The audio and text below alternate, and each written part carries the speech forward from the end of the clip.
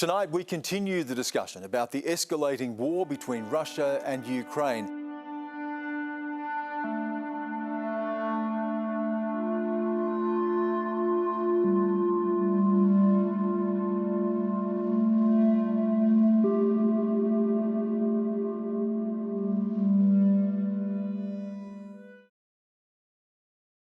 Realised, yeah. And Olga, that leads to our next question. It comes from Sasha Gillies-Lekakis.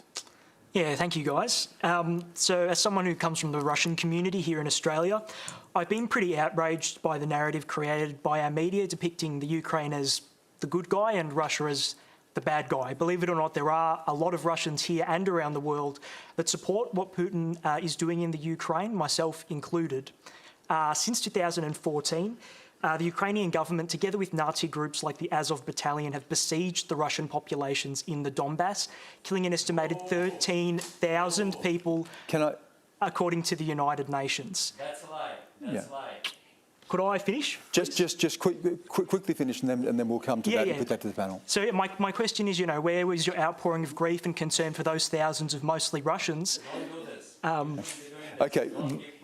When you mention the 13,000, the United Nations has listed 13,000 total people killed since the conflict, but you're trying to suggest that is Russians killed by Ukrainians, and I think we need to point out that the United Nations has pointed out there is 13,000 killed since the conflict began in 2014. So we need to be very clear on that. Can I just put this now, leaving aside your personal views on this, can I just put that question, I'll go to you, Jason, on this.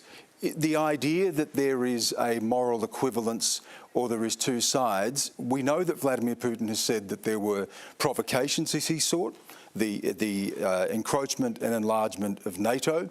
He has claimed there is a genocide in the Donbass, which the evidence has not been presented to support that. But the allegation here that there are two sides of this or provocations that led to this, how do we look at this in its totality without diminishing what's happening on the ground and bring some... Is that possible? It's really simple, Stan. There is no moral equivalency to murder. Just because someone is murdered does not give you the right to murder someone else. This is not going to end well unless the West is incredibly assertive about pushing back this unwarranted aggression. Brendan. Well, I think that there's a real question here about the misinformation that's deployed by Putin. Firstly, whilst no one's perfect, no independent state's without corruption or issues, of course.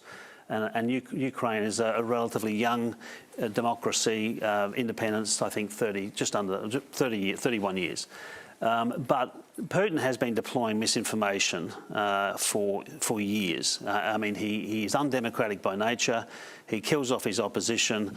He uses all forms of propaganda. And what he's done here, is misrepresented the conflicts that have happened within the Ukraine to serve a purpose. The sort of false flag assaults where he contrives an attack and says it's Ukraine attacking dissidents in the Ukraine. Now, there might be occasions in which that conflict does happen, but it is also the case, and I believe the experts are right in suggesting that it is Putin that is quite often contriving these matters for his own purposes.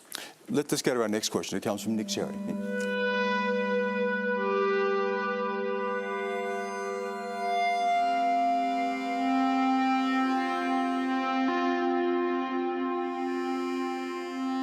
Unless we have much more significant funding for what's been damaged already. Well, you hang in there, Ros, and we were just looking at some of the images there as well, and it's been tough. We're looking at images of some of your shop, and people there are doing it really tough. So thank you very much. Something has been bothering me, I have to admit, since we had Sasha's question earlier about Russia, and it's been playing on my mind. And Sasha, people here have been talking about family who are suffering and people are dying. And I understand you wanted to ask your question about, is there some reasoning for this? But you supported what's happening, hearing that people are dying. And can I just say I'm just not comfortable with you being here? Could you please leave? It's really, no, Sasha, I'm sorry. You can ask a question, but we cannot advocate violence. I should have asked you to leave then. It's been playing on my mind, and I'm sorry, but I have to ask you to leave, please. Okay, could I... No, please. Just out of respect. No, please, we're not having the conversation, Sasha. We can't have people advocating violence. And I should have asked you to leave. It's been playing on my mind. I wanted to have a proper conversation about these things, but I have to ask you to leave. I'm really sorry. Okay, I'm sorry for that. But, you know, these things happen. It's live television. You think about these things. It's really been troubling me that we can have a conversation and we can look at where the arguments are, and we can try to look at the sides of the argument. We can't have that, and I'm sorry. It should have happened earlier. Okay, thank you. And again, apologies for the disruption earlier. It's not a good thing to have to exclude people from debate. We come here in good faith to have open conversation, rigorous conversation. We've heard different points of view, and we encourage different points of view here, but we can't have anyone who is sanctioning, supporting violence and killing of people. So I'm sorry for the disruption. It was not a vetted question.